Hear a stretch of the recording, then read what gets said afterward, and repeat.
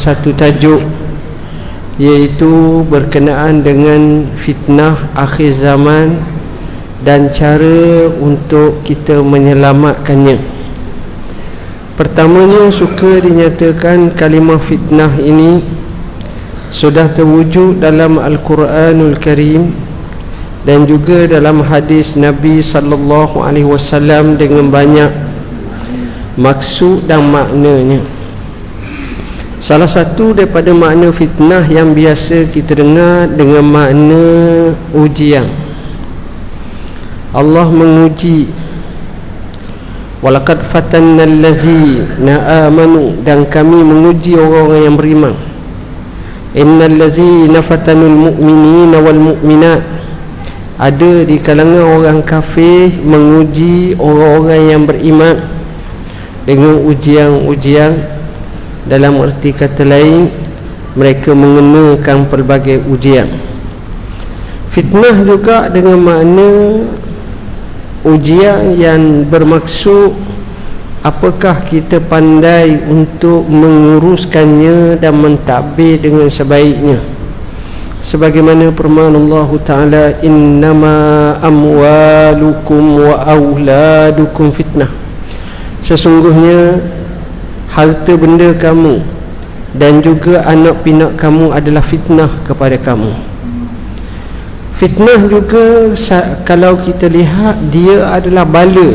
Bila disebut fitnah ni bala, sebagaimana firman Allah Ta'ala, wattaqu fitnatan la tusibanna allazina zalamu minkum khassah, dan takutlah kamu kepada fitnah yang tak terkena kepada orang yang zalim di kalangan kamu semata-mata. Sifatnya umum, itulah fitnah bala yang berlaku. Rasulullah sallallahu alaihi wasallam menyebut berkenaan dengan fitnah, sama ada dalil secara umum, sama ada fitnah ini disebut dengan banyak. Antara doa yang masyhur dia ajar iaitu Allahumma inni a'udzubika minal fitani ma zahara minha wa ma batan. Aku minta berlindung denganmu ya Allah daripada sebarang bentuk fitnah. Banyak fitnah-fitnah yang zahir ataupun yang batin. Fitnah juga kadang-kadang disebut secara khusus, seperti dalam doa di akhir sembahyang yang Nabi ajar dalam riwayat yang masyhur, Allahumma inni a'udzubika min azabi jahannam wa min azabil qabr wa min fitnatil mahya wal mamat wa min fitnatil masihid dajjal. Satu riwayat ditambah wa minal ma'sam wal maghram. Ya Allah, aku minta berlindung dengan Engkau daripada azab neraka jahannam, daripada azab kubur, daripada fitnah kehidupan dan fitnah kematian, daripada fitnah Al-Masih Ad-Dajjal, daripada dosa-dosa dan juga keberhutangan yang melampau. Ini menunjukkan kepada kita kadang-kadang disebut secara khusus tentang fitnah. Dan fitnah ini dinyatakan bahawa dia kadang-kadang bila dia datang dia tak kenal siapa-siapa. Dan fitnah yang paling bahaya, fitnah di mana seseorang itu terpecah daripada akidah keimanan kepada kekufuran.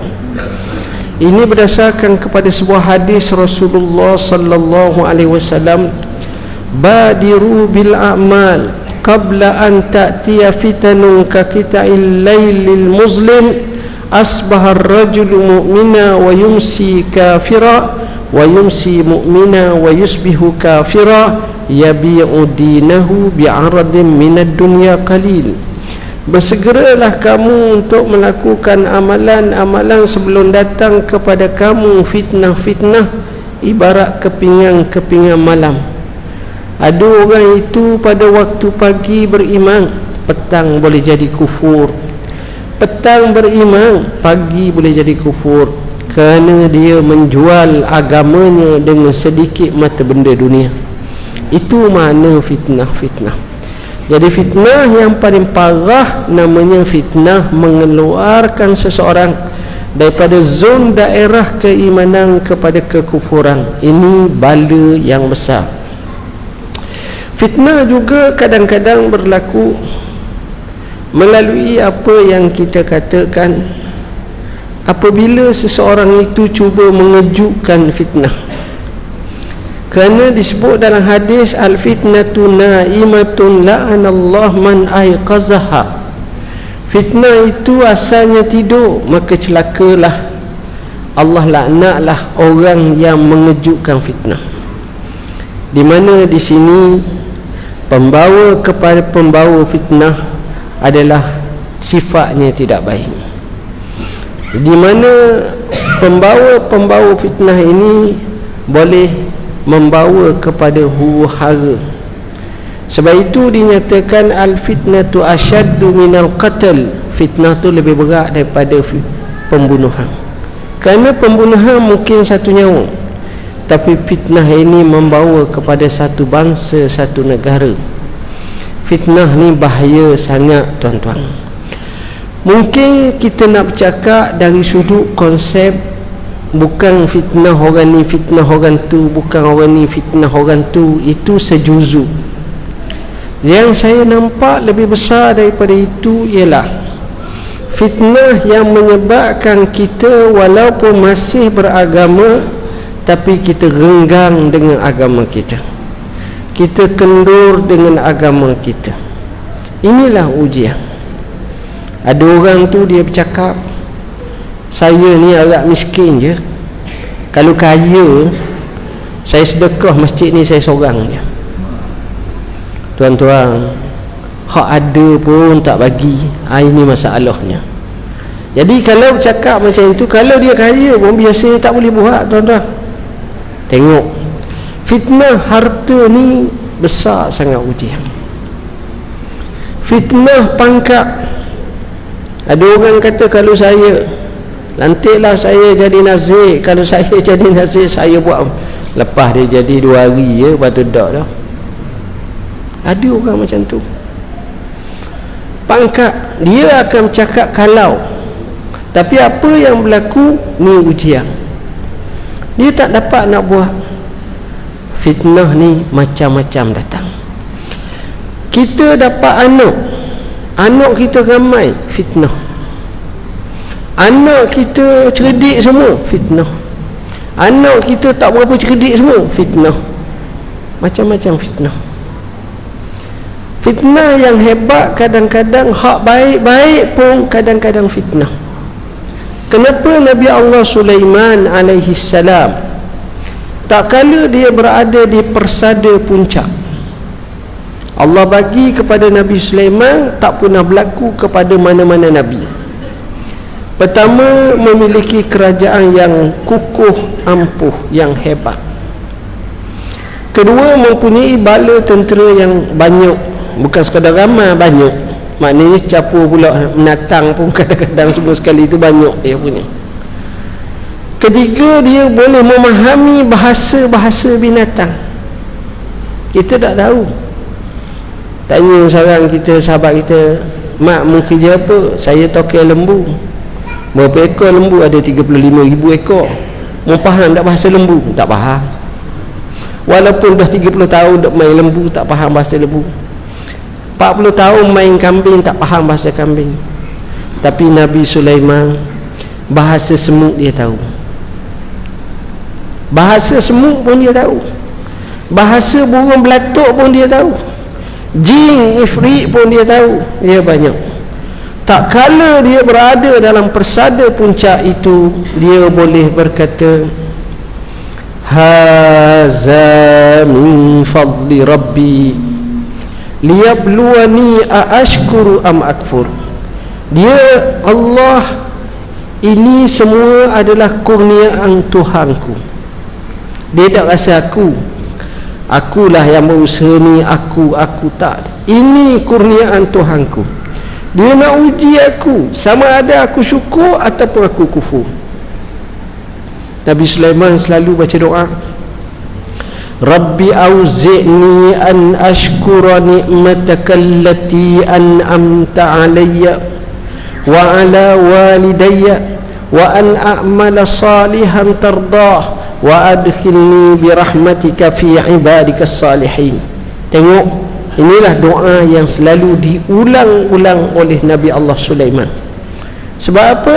Nak suruh syukur, tak rasa takabur, tak rasa besar diri, tak rasa angkuh, tak rasa sombong, tak rasa wal-iyazabillahi min zalik. Tuan-tuan, artinya kadang-kadang kita nampak okey, tapi itu juga ujian.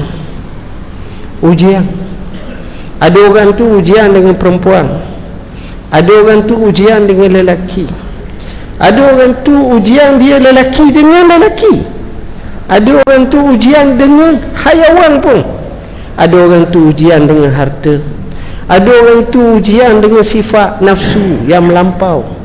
Macam-macam Allah uji, tuan-tuan. Tapi yang paling baik adalah mereka perlu buat persediaan. Jadinya apa yang saya nak nyatakan, bila kita sebut tentang fitnah, artinya cabangannya banyak. Jangan anggap bahawa orang tu okey semua, tak ada fitnah. Tak ada, semua ada. Saya ada, bukan saya lah, para nabi pun ada.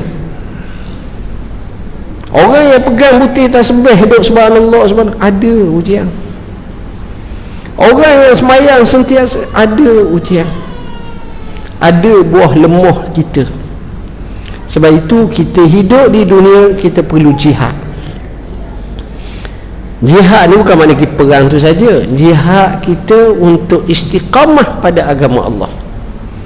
Kerana dengan jihad pada jalan Allah, maka Allah akan tunjuk jalan yang baik. Wallazina jahadu fina lanahdiyannahum subulana. Dan mereka yang jihad pada jalan kami, kami akan tunjukkan kepada mereka jalan-jalan yang baik. Ini dia fitnah, tuan-tuan. Dan fitnah ini penyelesaiannya macam mana? Perkara pertama